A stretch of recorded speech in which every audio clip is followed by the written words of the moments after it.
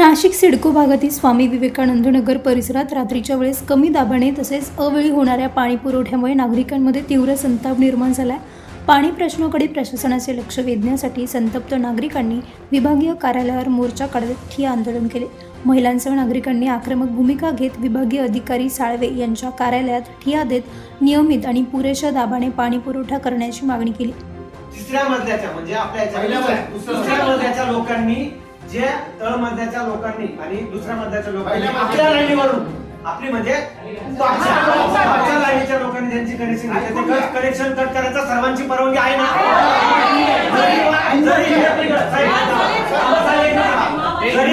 जरी वाद झाले तरी चालली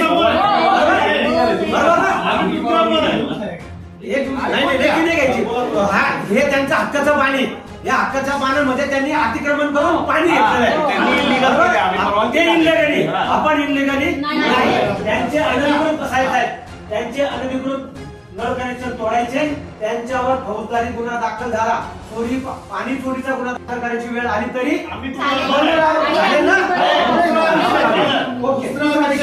या परिसरातील अतिक्रमणाचा प्रश्न असला तरी अतिक्रमण काढण्यास आमची हरकत नाही, मात्र नागरिकांना पिण्याचे पाणी मिळण्यासाठी नवीन पाणी पुरवठा पाईपलाईन टाकण्यात यावी अशी आग्रही मागणी यावेळी करण्यात आली। नागरिकांच्या मागणीची तातडीने दखल घेत नगरसेवक भूषण राणे यांनी नवीन पाईपलाईन टाकण्यासाठी 10 लाख रुपयांचा निधी देण्याचे कबूल केले।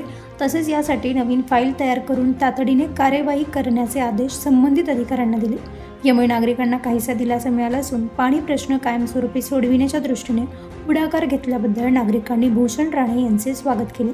दरम्यान प्रशासनाने केवळ आश्वासने न देता प्रत्यक्ष कामाला सुरुवात करावी अशी मागणी नागरिकांनी केली आहे। नवीन पाईपलाईनचे काम तातडीने पूर्ण करून परिसरातील पाणी पुरवठा सुरळीत करावा अशी मागणीही करण्यात आली। आंदोलनात राजेंद्र सावंत, मकरंद नाना, सोमवंशी, विजया पाटील, शीतल चव्हाण, ज्योती जगताप, मनीषा दाभाडे आणि स्मिता ठाकरे यांच्यासह परिसरातील नागरिक सहभागी झाले होते। प्रतिनिधी राजेंद्र सूर्यवंशी यांच्या रिपोर्टनुसार।